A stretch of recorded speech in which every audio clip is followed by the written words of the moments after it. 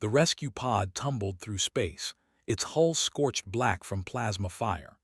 Inside, Kiva pressed her three-fingered hand against the cracked viewport and watched her homeworld burn.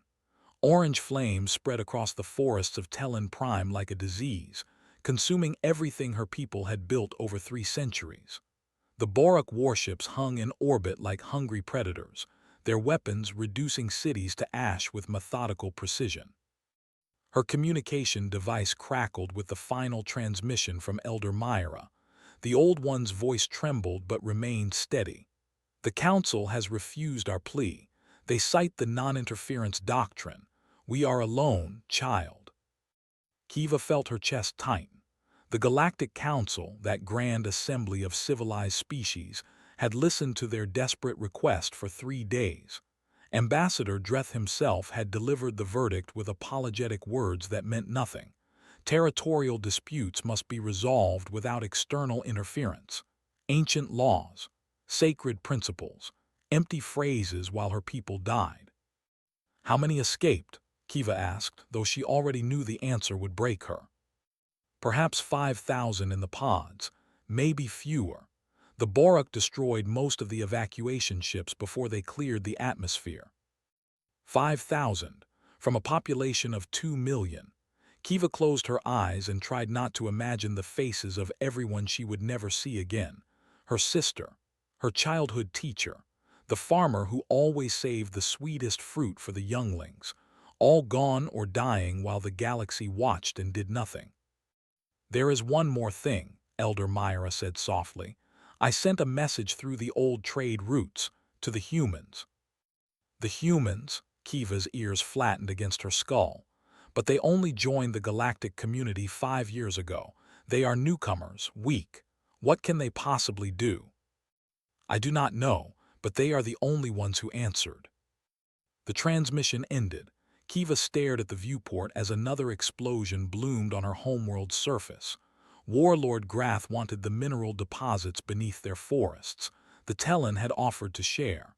They had offered to negotiate. They had offered everything except surrender. Grath wanted submission, not cooperation, and the galaxy's laws protected his right to take it. Somewhere in the void, Bate Harlow read the decoded message for the 3rd time. She sat in her private quarters aboard the ECS Defiance, a coffee cup forgotten on the desk beside her. The message was brief, desperate, a plea from a dying civilization to anyone who might listen. "Ma'am," Lieutenant David Knox stood at her door, his face grim. "Admiral Wells is on the secure channel." Bate nodded and activated the holographic display. Admiral Omar Wells appeared, his dark face lined with exhaustion. Behind him, she could see the busy operations center of Earth's military command. "I assume you've read the Tellin transmission," Wells said without preamble. "Yes, sir, 3 times now." "The Galactic Council has made their position clear. If we intervene, we violate their non-interference laws. They've already warned us that sanctions will follow, trade restrictions, diplomatic isolation, possible military response from species allied with the Borak." Bate waited. She knew Wells well enough to recognize when he was building towards something. "However," Wells continued, his jaw set, "I've reviewed the situation with civilian leadership. The Tellin are being slaughtered, no strategic interests, no political games, just genocide with a legal stamp of approval." He paused. "Earth's position is that some laws are worth breaking." Bate felt something loosen in her chest. "You're authorizing deployment." "I'm ordering it. Take the 3rd Fleet. Get to Tellin Prime. Do what needs to be done." Wells leaned forward. "This will have consequences, Captain. Earth is young in galactic terms. We're making enemies before we've even made proper friends. But we're also setting a precedent. We're telling the galaxy that humanity doesn't stand by while innocent people die." "Understood, sir. What about the other Council species?" "Let them complain. Let them threaten. We'll deal with the fallout after we've saved whoever we can save." Wells's expression softened slightly. "Bate, this isn't a sanctioned peacekeeping mission. This is us choosing sides in someone else's war. Make sure your people understand what they're volunteering for." "They'll understand, sir." After Wells disconnected, Bates stood and walked to her own viewport.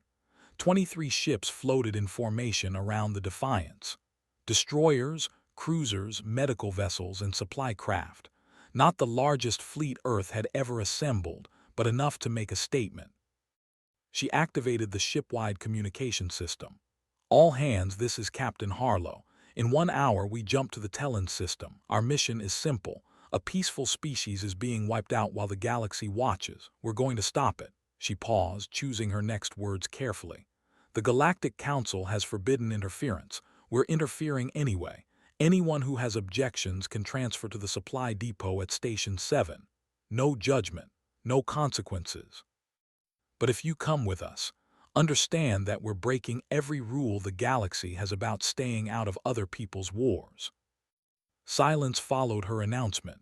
Then Lieutenant Knox's voice crackled over the command channel. "Tactical systems ready, Captain. Shall I prep the jump coordinates?" One by one, the other department heads reported ready status. Not a single crew member requested transfer. Bate felt a surge of pride mixed with the weight of responsibility. These people were trusting her judgment, trusting that human morality mattered more than alien law.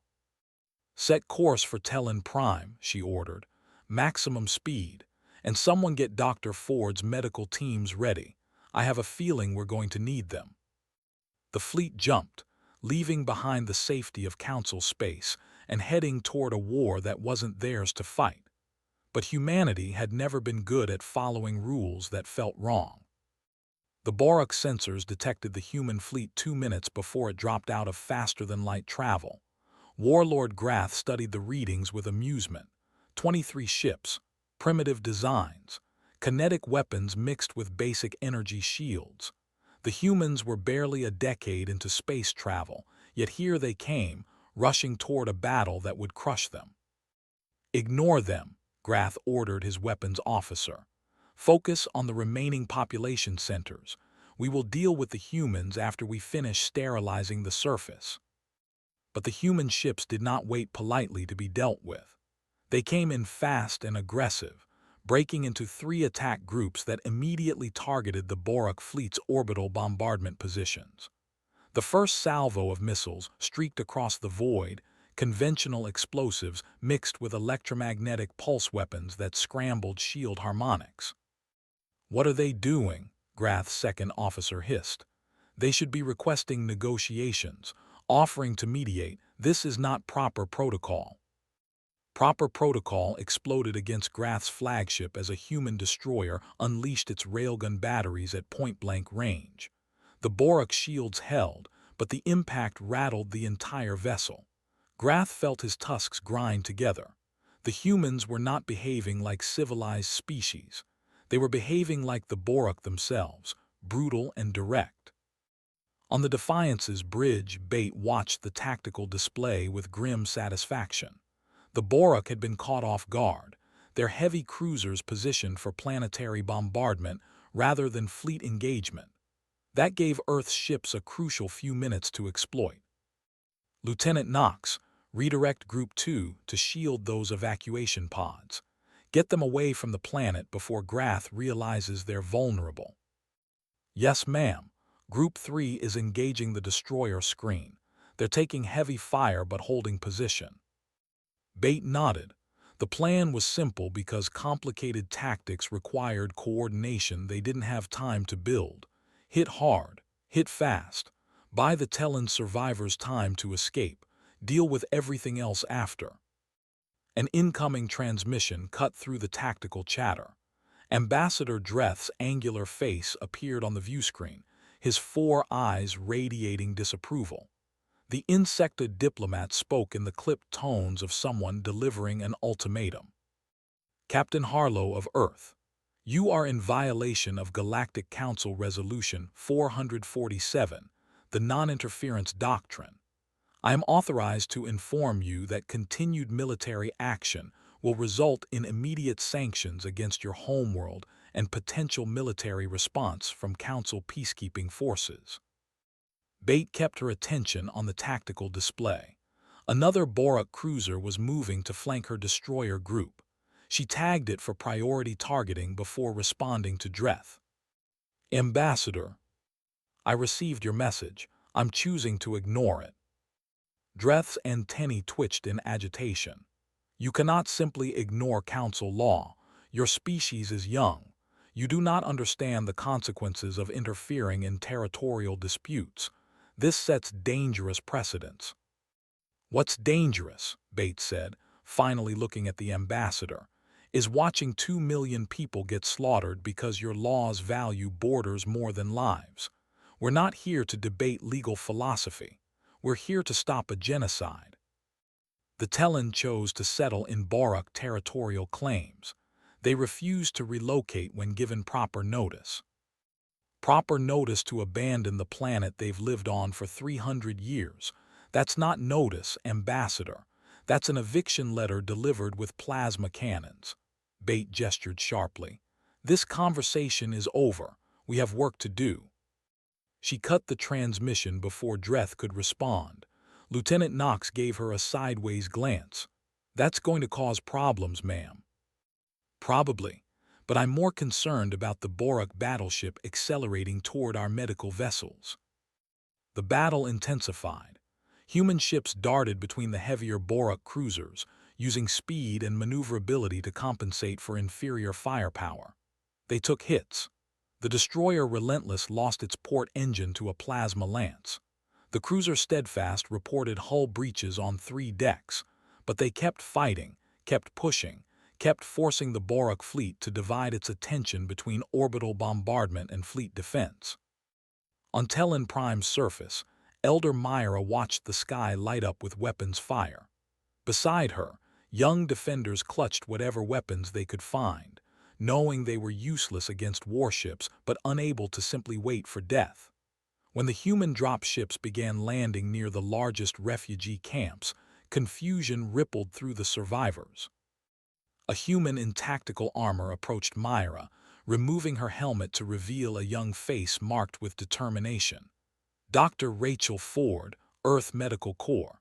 We're evacuating as many people as we can carry. Can you help organize the wounded and elderly first?" Myra stared at the human, at the ship behind her, at the other humans already moving through the refugee camp with medical scanners and emergency supplies. "Why?" she whispered. "Why are you here? The council said no one would come." Rachel's expression hardened. "The council doesn't speak for humanity. We heard you were dying. We came to help. Now please, we don't have much time before the Borak realize we're on the ground." The evacuation began with organized chaos. Human medics worked alongside Tellan healers, communicating through hurried translation programs. Children were loaded onto ships first, then the injured, then anyone else who could fit. The human soldiers formed a defensive perimeter, their weapons trained on the sky, waiting for Borak ground forces that would inevitably come. Above the planet, Bate received damage reports from 6 different ships. Casualties were mounting. The Borak were adapting to human tactics, their superior firepower beginning to tell. But the evacuation pods were clearing the gravity well, jumping to safety as soon as they reached open space. "Ma'am," Knox said quietly, "we can't sustain this much longer. The Borak are bringing their heavy cruisers around. When they get firing solutions, we're going to start losing ships." Bate knew he was right, but every minute they held was another 100 Tellan reaching safety. "All ships, prepare for coordinated retreat to Rally Point Gamma. On my mark, we break engagement and cover the last medical ships." She watched the tactical display, watched her people fight and die for strangers they'd never met, watched humanity announce to the galaxy that some laws were worth breaking. David Knox had been a colony defender before joining Earth's military fleet. He'd spent 5 years protecting mining stations from raiders and pirates. He understood defensive warfare, the mathematics of holding ground against superior forces. But this was different. This was about buying time measured in seconds while innocent people ran for their lives. Borak heavy cruiser locking weapons, his tactical officer reported. Target is the medical ship Sanctuary. David's fingers moved across the controls before the report finished. The Defiance's engines flared, pushing the destroyer between the Borak cruiser and the vulnerable hospital vessel. The plasma lance meant for Sanctuary carved into Defiance's forward shields instead, overloading 2 generators and buckling a section of armor plating. Return fire, railgun batteries full spread, make them think about their targeting choices. The counterattack forced the Borak cruiser to adjust its shields, buying Sanctuary precious seconds to accelerate away from the engagement zone. David allowed himself a moment of satisfaction before the next crisis demanded his attention. Below, on Telin Prime's burning surface, Kiva moved through the refugee camp with purpose. She'd refused evacuation on the first ships, staying behind to help organize the chaotic rescue. Human soldiers worked alongside her people, their weapons occasionally barking as Borak scout drones ventured too close. A human marine approached her, his armor scorched from a plasma near miss. "Ma'am, we need to move the civilians toward the landing zones. Borak ground forces are advancing from the eastern forest." Kiva nodded and began directing the flow of refugees. Children clutched their parents. Elderly Telin leaned on younger ones for support. Everyone moved with the desperate speed of people who understood this might be their last chance. Dr. Rachel Ford worked without pause, her medical training pushed to the limit. Telin biology was different from human, but pain was universal. Burns needed treating. Broken bones needed stabilizing. The dying needed comfort. She moved from patient to patient, her supplies dwindling as the casualties mounted. "Doctor," a young Telin called out, "this one is not breathing." Rachel rushed over to find a child, maybe 8 years old in Telin terms, pulled from a collapsed building. She checked for vital signs, found nothing, and immediately began the Telin equivalent of CPR. Her hands worked mechanically, following the xenobiology protocols she'd studied. Compress, release, breathe, compress, release, breathe. The child's chest rose. A weak pulse fluttered under Rachel's fingers. She nearly sobbed with relief but forced herself to stay professional. "Get her on the next transport. Priority medical. Move." The battle above intensified as Warlord Grath committed his reserve forces. He'd underestimated the humans initially, but now he recognized them as a genuine threat.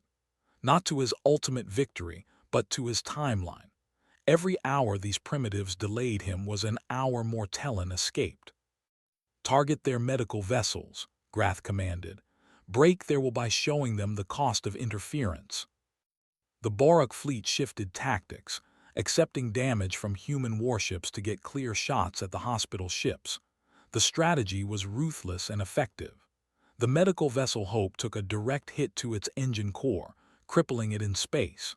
The Mercy deployed every defensive measure it had, but Borak plasma cutters began carving through its hull. Bates saw the tactical shift and understood immediately. Grath was forcing her to choose between defending the wounded and continuing the evacuation. A classic no-win scenario. Accept casualties among those already saved, or abandon those still on the planet. All combat vessels knew priority. Shield the medical ships at all costs. Group 3, continue planetary evacuation. We hold this line. "Ma'am," Knox protested, "if we commit everything to defending the hospital ships, we'll lose our offensive capability. The Borak will have free rein to bombard the surface." "Then we'd better make sure they're too busy defending themselves to bombard anything," Bate replied. "Target their flagship. Full weapons spread. Let's see how committed Grath is to killing refugees when his own ship is burning." The Defiance and 4 other destroyers broke formation and accelerated directly toward Grath's massive command vessel. It was borderline suicidal. The flagship had shields that could absorb punishment from ships twice the Defiance's size, but it also forced Grath to make a choice of his own. Grath watched the human vessels approach and felt something he hadn't experienced in years: uncertainty. These humans fought like cornered predators, accepting terrible odds without hesitation. They should be requesting terms, offering negotiations. Instead, they accelerated toward his flagship with weapons hot and shields blazing. All defensive batteries, engage those destroyers. Show them the price of challenging Borak superiority. The space between the fleets became a storm of weapons fire. Human railguns fired solid slugs at relativistic speeds. Borak plasma lances superheat the void. Missiles streaked on intercept courses. Shields flared and failed. Armor boiled away under sustained fire. The destroyer Valor took a plasma lance through its reactor core and disappeared in a flash of white light. 37 crew members died instantly. The cruiser Determined lost half its port side to a missile barrage, venting atmosphere and bodies into the void. But the Defiance and its remaining escorts kept coming, kept firing, kept forcing Grath to choose between offense and defense.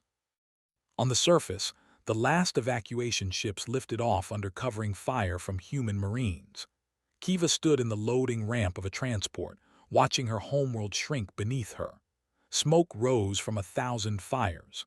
Entire cities lay in ruins, but thousands of her people filled the transport around her, alive because humans had chosen to fight. Elder Myra settled beside her, exhaustion evident in every movement. "How many did we save?" "Perhaps 8,000, Kiva replied. "Maybe 9. The humans are still evacuating the southern settlements." 8,000 from 2 million. A fraction, a fragment. "A fragment that lives," Kiva said quietly, "because someone finally cared more about lives than laws."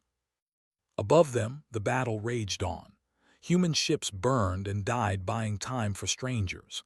Bate Harlow watched her fleet take casualties and knew the cost of interference was being paid in blood.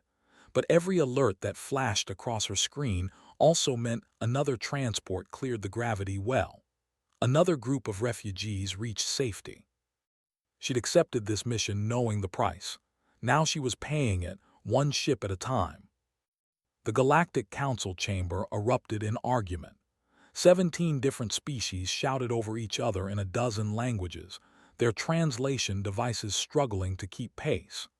Ambassador Dreth stood at the center of the chaos, his insectoid features rigid with frustration. "Order," the council director's voice boomed through the chamber.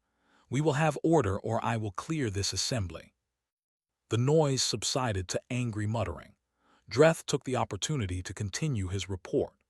"The humans have now been engaged in direct combat with Borak forces for 6 standard hours. They have evacuated approximately 9,000 Tellan civilians and inflicted significant damage to the Borak invasion fleet." "Significant damage," a reptilian delegate hissed. "They've embarrassed us. A species barely capable of faster-than-light travel is doing what the entire council refused to do." "They are violating fundamental laws," another delegate countered. "If we allow this precedent, every species with a military will begin interfering in territorial disputes. The chaos would be unmanageable." "The Tellan were being slaughtered," a third voice interjected. "Perhaps our laws need examination if they protect genocide." Dreth listened to the arguments with growing unease. The human intervention had exposed a fault line in council philosophy that many had preferred to ignore. Non-interference worked beautifully when conflicts were genuinely territorial. It became morally complicated when one side possessed overwhelming force and the other possessed only the right to exist. "What are our options?" the director asked wearily. "We can deploy peacekeeping forces to remove the humans," Dreth replied. "We can impose severe sanctions, or we can acknowledge that perhaps intervention was justified in this specific circumstance." "Justified," multiple delegates shouted simultaneously. "The humans are forcing us to confront an uncomfortable truth," Dreth continued. "Our laws prevented us from stopping a massacre. They chose to act despite the consequences. History may judge them more kindly than it judges our inaction. The chamber fell silent. No one wanted to admit it, but the insectoid ambassador had voiced what many were thinking. In the Terran transport ships, the survivors tried to process what had happened. Children asked questions their parents couldn't answer. Why did the humans come? Why didn't the council help? What happens to their homeworld now? Kiva found herself surrounded by younglings seeking reassurance. She knelt among them, her translator device working overtime as she tried to explain concepts she barely understood herself. The humans have different rules, she said carefully. They believe that helping people in danger is more important than following laws that prevent help. Are all humans brave? A small child asked. I don't know about all of them, but the ones who came for us are the bravest beings I've ever seen. Elder Myra approached, her aged face thoughtful. Captain Harlow is requesting communication. She wants to speak with our leadership. Kiva stood and followed Myra to the transport's communication center. Bate Harlow's face appeared on the screen, her uniform torn and a fresh burn mark on her cheek. Behind her, the Defiance's bridge showed signs of heavy damage. Elder Myra, Kiva, I wanted to update you on the situation. We've successfully evacuated all accessible population centers. Total count is just over 9,000. The remaining settlements are either destroyed or under Borak occupation. I'm sorry we couldn't save more. You saved 9,000 who would have died, Myra said softly. Our gratitude cannot be measured. There's more, Bate continued. Warlord Grath has escalated. He's deploying weapons banned by council regulations. Atmospheric incendiaries designed to sterilize the entire planet's surface. If he can't have Tellan Prime intact, he'll make sure no one else can ever use it. Kiva felt her chest tighten. Our world, he's going to burn it all. We're going to stop him, Bates said flatly. But it requires a controversial decision. We need to disable his flagship before those weapons deploy. That means targeting Grath directly, potentially killing him and his command crew. The Council will consider that assassination, an act of war beyond defensive intervention. What are you asking us? Myra questioned. Permission. This is your world, your people. I won't take this step without your consent. Kiva and Myra exchanged glances. The Tellan had been peaceful for generations. They resolved disputes through negotiation. They valued all life. But Grath had shown them that some beings responded only to force. Do what must be done, Myra said finally. Save our world if you can. We accept the moral weight of this decision alongside you. Bate nodded grimly, understood, defiance out. The communication ended. Kiva looked at the elder. Did we just order someone's death? We ordered the protection of our homeworld. The humans will carry the burden of execution. It is a kindness we do not deserve. On the Defiance, Bate gathered her senior officers. Lieutenant Knox, Dr. Ford who'd returned from the surface, and the tactical team. The plan was dangerous and probably violated additional council laws, but Grath had made it necessary. We hit the flagship's shield generators simultaneously, Bate explained. 3-point strike. When the shields collapse, Knox puts a railgun round through their weapons control center. Surgical, fast, before they can deploy the incendiaries. That's essentially a decapitation strike, Knox observed. We're talking about killing Grath and most of his senior command. Yes, Bate acknowledged. I know what we're talking about. I also know that if we don't, everything on Tellan Prime dies. Every forest, every ocean, every trace of Tellan civilization turned to ash. Dr. Ford spoke quietly. I became a doctor to save lives, but sometimes saving some lives means stopping those who would take them. I support the action. One by one, the officers agreed. They understood the cost, both tactical and moral, but they also understood that neutrality had its own body count. The Defiance and its remaining escorts maneuvered into position. The Borak flagship detected the approach but dismissed it as another desperate attack. They'd repelled 3 such assaults already. Their shields were strong. Their weapons were superior. What could primitive humans possibly accomplish?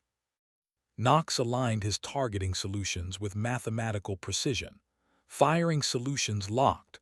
Waiting on your order, Captain. Bate took a breath. Once she gave this order, there was no taking it back. Earth would have committed an act that the galaxy might never forgive. Fire. 3 railgun rounds struck Grath's flagship within milliseconds of each other. The first penetrated the forward shield generator, overloading its power coupling. The second carved through the starboard emitter array. The third punched straight through the weakened shields and into the weapons control center, exactly as Knox had calculated. Grath felt the deck lurch beneath his feet. Alarm screamed. His weapons officer slumped over a shattered console, dead before the emergency systems could respond. The atmospheric incendiaries, those terrible weapons meant to sterilize Tellan Prime, remained locked in their launch tubes with control systems reduced to sparking wreckage. Damage report, Grath roared. Weapons offline, shields at 30%, multiple hull breaches, command deck casualties are severe. The warlord stared at the tactical display where human ships regrouped for another strike. He'd underestimated them completely. Not their weapons, which remained inferior. Not their shields, which were barely adequate. He'd underestimated their willingness to do whatever was necessary to achieve their objectives. Recall all forces, Grath commanded, his voice bitter. We withdraw.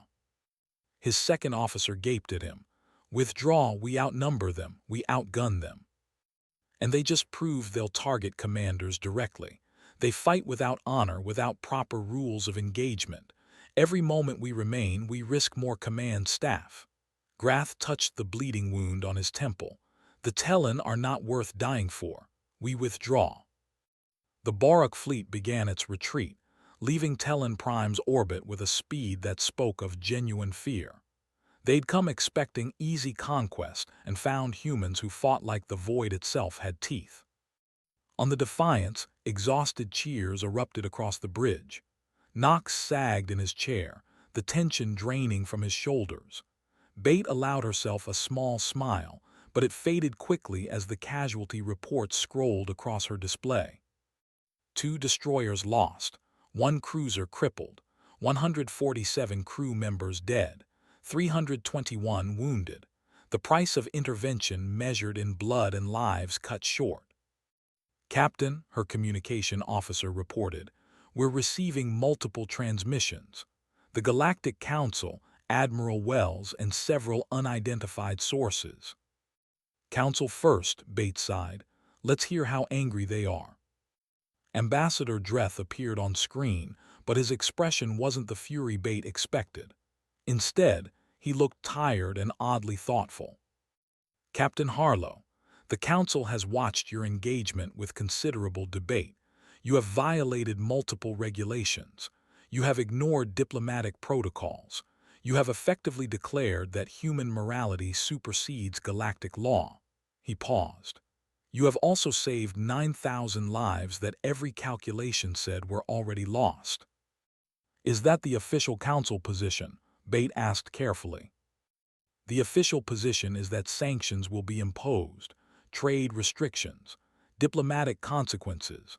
Earth will face a price for this action. Dreth's antennae twitched in what might have been the insectoid equivalent of a shrug. Unofficially, several council members have expressed that perhaps our laws require examination. You have forced us to confront uncomfortable questions about the price of neutrality. And the attack on Grath's flagship. Self-defense against weapons of mass destruction. At least, that is how it will be recorded. The alternative creates complications no one wants to address. Dreth leaned closer to his display. Understand, Captain, you have made enemies today. The Borak will remember this humiliation. Species who rely on non-interference to protect their territorial ambitions will fear human intervention. But you have also made humanity something else. A species that acts when others merely debate. The transmission ended. Bates sat back, processing the layers of meaning in Dreth's words. Earth had bought the Tellan people time to survive, but the cost extended beyond the casualties her fleet had suffered. Admiral Wells appeared next, his face grave. "Congratulations and condolences, Captain. You've saved lives and started a political firestorm that will burn for years. How's your fleet?" "Battered but functional, sir. Will need extensive repairs before returning to Earth space. The Tellan have offered their orbital facilities for assistance. What's left of them anyway?" Wells rubbed his eyes. "You should know, civilian response back home is overwhelmingly positive. People are calling you heroes. Military leadership is more concerned about the precedent you've set. Every oppressed group in the galaxy now knows that Earth might answer their calls." "Is that a problem, sir?" "That depends on whether we're prepared to become the galaxy's conscience or its police force." Wells's expression softened. "But that's a question for politicians and philosophers. You did the right thing, Bate.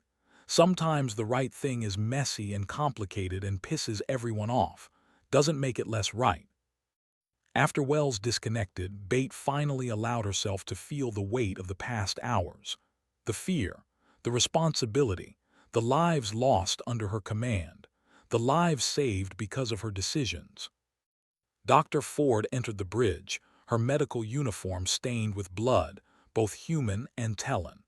"Thought you should know, the Tellan younglings in our medical bay have started teaching our injured crew members their language, and our people are teaching them Earth songs. It's chaotic and beautiful and exactly what we needed." Bates smiled genuinely for the first time since the battle began.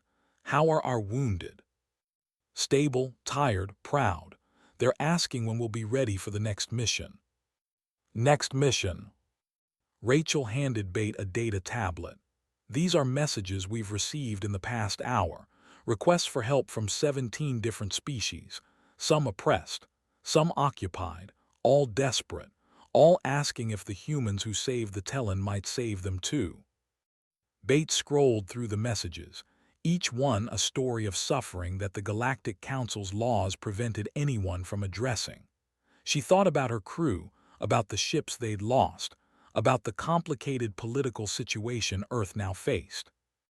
"What do we tell them?" Rachel asked quietly. Bate considered the question. Earth couldn't save everyone. They couldn't police the galaxy, but they'd proven they could make a difference when no one else would act. "Tell them we received their messages. Tell them Earth is listening. Tell them we can't promise immediate action, but we promise not to ignore them." She looked at Rachel. "And then we forward everything to Admiral Wells and let people smarter than us figure out what kind of galaxy we want to live in. The kind where someone fights for those who can't fight for themselves." That's a start. 3 weeks after the battle, the Defiance remained in orbit around Tellan Prime alongside the surviving human fleet. Repair crews worked constantly, welding hull breaches and replacing damaged systems. Tellan engineers worked beside human technicians, sharing knowledge and building something more valuable than either species had expected: friendship. Kiva stood in the observation deck of a Tellan orbital station, watching her homeworld slowly heal. The fires had burned out. Rescue teams searched the ruins for survivors, occasionally finding them. The planet would never be what it was, but it would survive. Her people would survive, because humans had chosen to fight when no one else would. Elder Myra joined her at the viewport, moving slowly. The old one had aged visibly in the past weeks, the stress of near extinction taking its toll, but her eyes remained sharp and thoughtful. "Captain Harlow is visiting the surface today," Myra said. "She wants to see the memorial we're building for her crew members who died." "They deserve more than a memorial," Kiva replied. "They deserve to be remembered as the beings who taught the galaxy that laws without compassion are just elaborate justifications for cruelty." "Careful, young one. You're starting to sound like a human." Kiva smiled. "Perhaps that's not such a terrible thing." On Tellan Prime's surface, Bate walked through the refugee settlement that had become the center of Talon recovery efforts. Temporary shelters housed thousands while permanent structures were being built.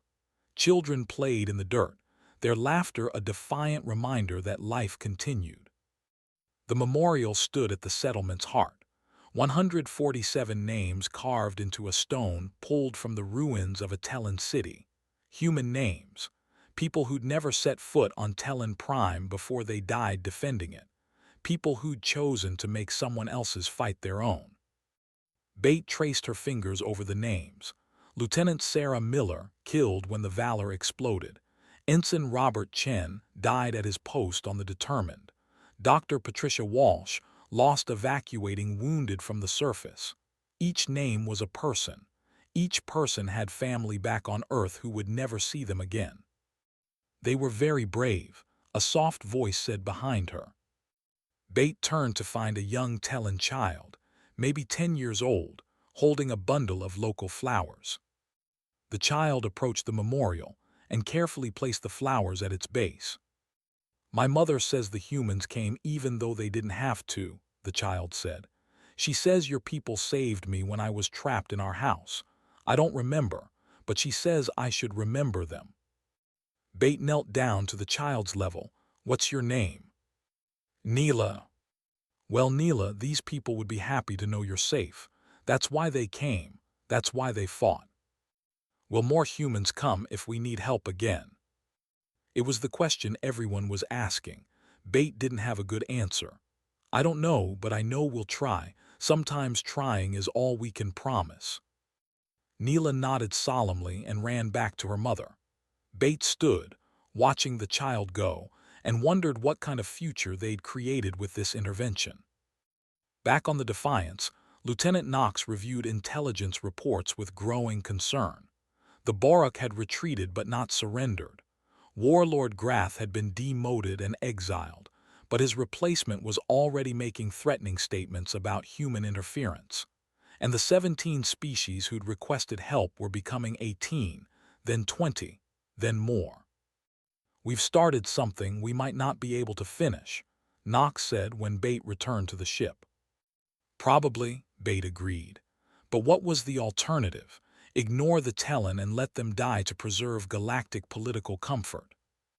Some would argue that's exactly what we should have done, that it's not our responsibility to save everyone. They'd be right.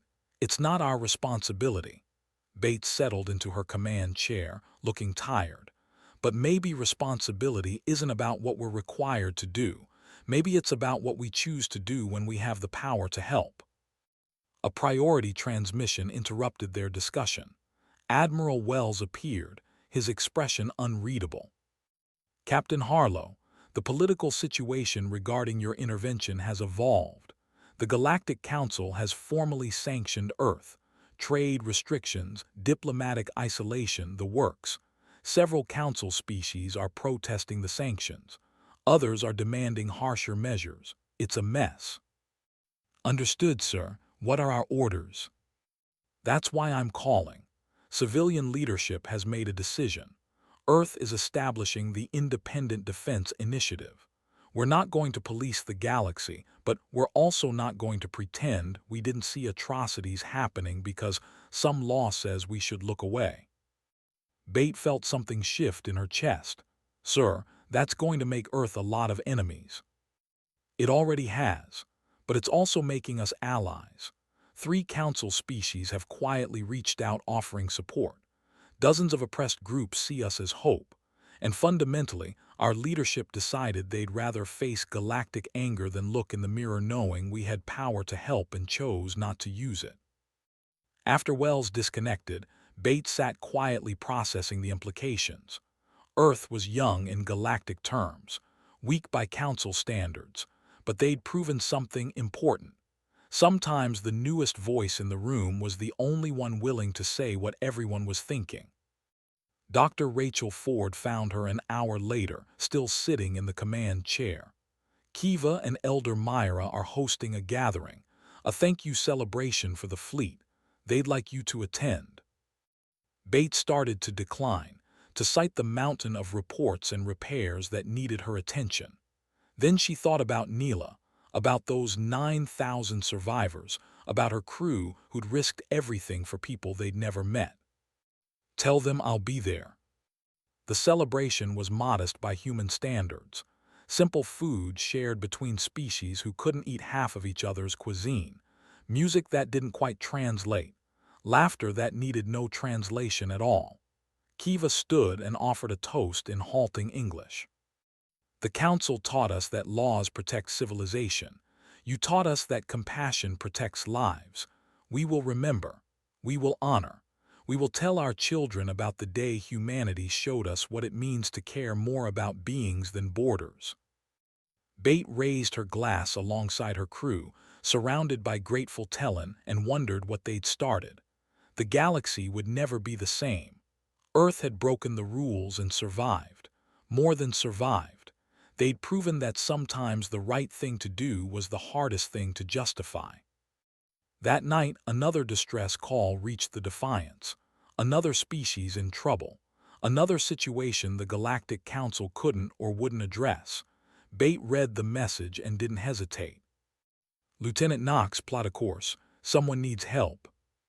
What about the sanctions, the political complications? Bates smiled. Someone once told me that responsibility isn't about what we're required to do. It's about what we choose to do when we have the power to help. Set course. We have work to do. The Defiance's engines flared to life, carrying humanity toward the next crisis. The galaxy would complain. The Council would threaten. But somewhere people would live because someone chose to fight for them. And that made all the difference.